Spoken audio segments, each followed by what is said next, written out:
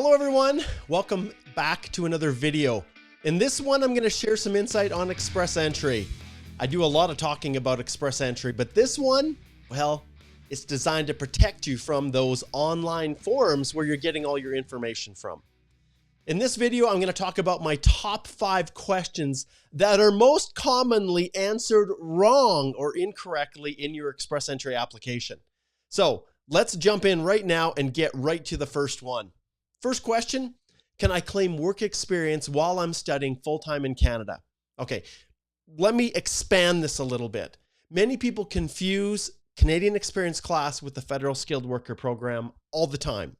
If you are studying full-time in Canada, you cannot claim Canadian Experience and get comprehensive ranking system points, okay? You also cannot use that work experience while studying full-time in Canada towards the Canadian Experience class eligibility. So I see this happen a lot with teaching assistants and research assistants, for instance, in universities. And I've seen video presentations by IRCC that are causing a ton of confusion. Some people think they can claim that work experience for their eligibility for the CEC, and it's simply not the case. But here's the kicker. You can claim work experience, and often it's part-time. Let's say you're going to school and you've worked part-time while you're going to school. You can claim that work experience towards eligibility for the Federal Skilled Worker Program. Eligibility only, not for the comprehensive ranking system points. So if you're just looking for a way to get into the Federal Skilled Worker Program, that's fine. You can count that work experience towards it. Same thing, continuous, full-time, or equivalent and part-time paid, skilled level, tier 3 or higher, all those things. But so much confusion out there about this. Now, I also want to dispel, and it's an expansion of this question, can you claim work experience while you're studying full-time outside of Canada? Yes, you can. Lots of people and lots of forums, they say, no, you can't claim any work experience for the comprehensive ranking system, those points, or for eligibility for the Federal Skilled Worker Program if you're outside of Canada studying full-time. They say you can't. That is wrong. You can. There is no restrictions as long as you meet all the other requirements. So that's number 1. Let's go to number 2. Can I change my primary NOC after I get an ITA? The answer is yes.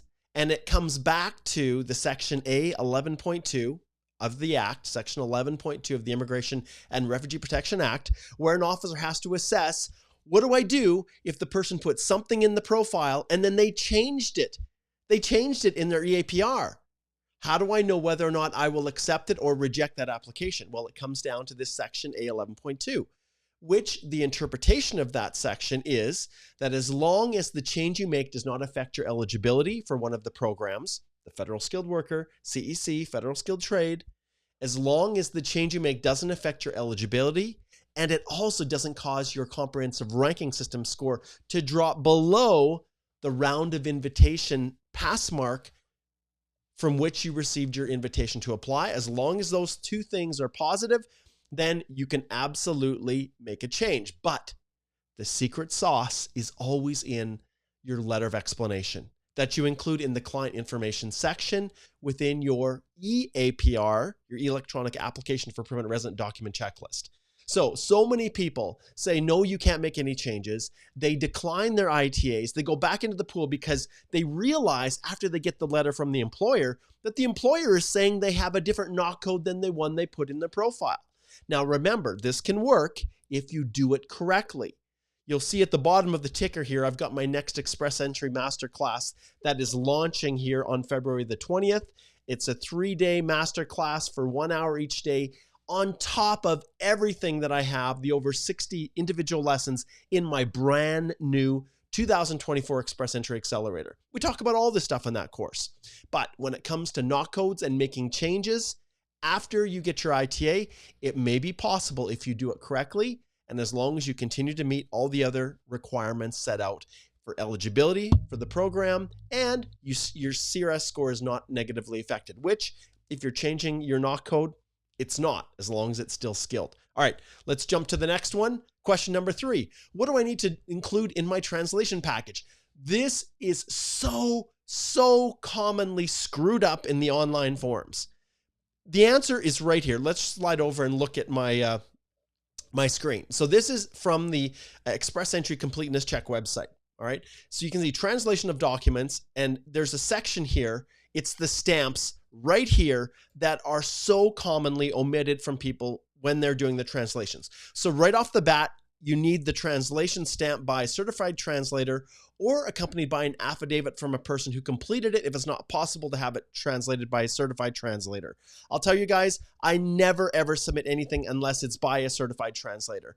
And I'll be honest, I often will use the Ontario Association of Translators and Interpreters. I use them a lot. They're, you know, anyone who's certified by them, I know that they know what they need to do to make sure the translations work. So you need the translation, okay? And that translation must be stamped by the certified translator. Then if we go down here, you can see that the translation package, this is what it should include: a copy of the original source document that was used by the translator, okay? This original document that was used by the translator, you absolutely need to include that. The translation of all the contents of the original in either English or French, and both the source document and the translation must either be stamped by the translator or referred to in the affidavit. In this case, there should be stamps all over this bloody thing. So you must have stamps on what the translator used, as well as their translation. And on top of it, you wrap it all up with an actual scan of the original document or a scan of the certified photocopy. Okay, so there's 3 things you need to include. All right, let's jump back. Now we're moving into number 4. Can I remove work history from my application after I get an ITA? Yes, you can. And it falls right back into the same factors that we looked at with changing your NOC. As long as the change that you make does not negatively affect your eligibility for one of the programs, or it doesn't cause your CRS score to drop, then you are going to be just fine.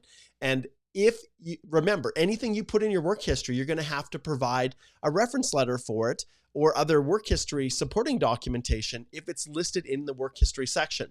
So yes, you can remove it. But once again, and this is what I teach in my course, I always make sure that I have a letter of explanation saying, hey, please note, I took some of the work history out because I don't need it. It doesn't affect my application. I couldn't get a reference letter, and so I'm saving everybody time by removing it. However, if it was in the past 10 years, which if it was in your work history section, it should be in the 10 years, because anything older than that's not, you're not getting any points for it. It must be included in your personal history section after you get your ITA. So full disclosure in the personal history section. All right. Okay. Last one here. And that is, can I list my spouse as non-accompanying if they're already in Canada with me?